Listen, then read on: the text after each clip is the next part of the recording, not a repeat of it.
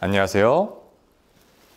피부과 전문의 심현철입니다. 자, 요즘 기미 패치들이 여기저기서 만들어지고 있습니다. 자, 병원에 오시는 환자분들 중에 특히 골프 치시는 분들이 기미 패치 써도 되냐고 물어보시는데, 자, 결론부터 말씀드리면 기미 환자분들은 기미 패치를 쓰지 마세요 입니다. 자, 이 기미 패치에 너무 많은 이해관계들이 있어가지고 제가 영상을 만들까 고민도 됐었지만, 자, 한 번은 다뤄야 할 것 같아서 이렇게 3분 피부 시간에서 다뤄보도록 하겠습니다. 자, 일단 기미 패치에 대해 살펴보면 기미 패치를 이해하기 전에 우리는 피부 밀봉요법이라는 개념을 이해해야 합니다. 자, 피부는 맨 바깥층에 이 각질층이라는 아주 단단한 피부 장벽이 있어서 웬만한 화장품 성분들은 이 부분을 뚫고 들어가지를 못합니다. 자, 그래서 이 각질층을 뚫기 위해서 이온 영동법을 쓴다거나 초음파를 이용한다거나 미세 바늘을 이용하기도 하는데, 가장 대표적으로 알려진 것은 바로 피부 밀봉요법입니다. 자, 대단한 건 아니고 말 그대로 유효 성분을 이렇게 발라놓고 뭔가를 찰싹 붙여놓으면 그 유효 성분의 흡수율이 높아지게 됩니다. 대표적인 것으로는 무엇이 있을까요? 자, 팩이 있습니다. 팩. 즉, 기미 패치는 접착력이 있는 패치 형태로 나와서 그렇지 일종의 팩을 붙이고 있는 것이라고 생각하시면 됩니다.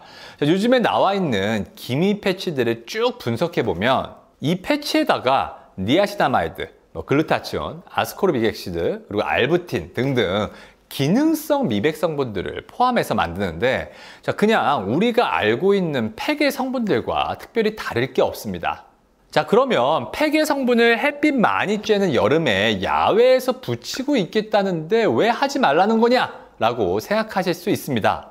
자, 제가 강조하는 것은 기미 환자분들에게서는 기미 패치를 쓰지 말라라는 것입니다. 자, 그러기 위해서는 이 기미 환자분들의 특징을 살펴볼 필요가 있는데, 이 기미의 경우에는 단순히 자외선뿐 아니라 마찰이나 자극, 피부염에 의해서 급격히 악화될 수가 있습니다.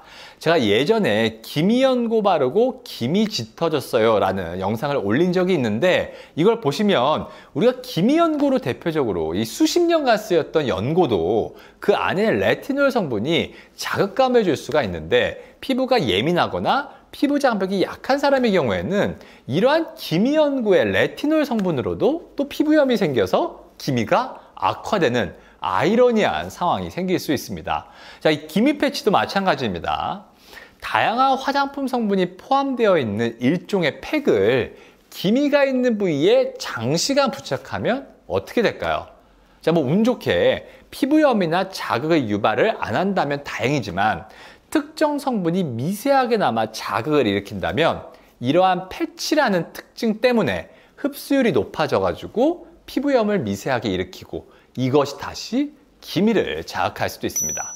자, 그럼 이 기미 환자분들에게서 기미 패치가 어떤 영향을 미치는지 알아보면, 화장품으로 인해 생기는 피부염 중에 가장 대표적인 것은 자극성 접촉성 피부염입니다. 자, 이거는 어떤 물질이 평소에는 자극이나 피부염을 유발하지 않더라도 농도가 높아지거나 빈도수가 높아지게 되면 피부염을 유발하게 하는 질환입니다.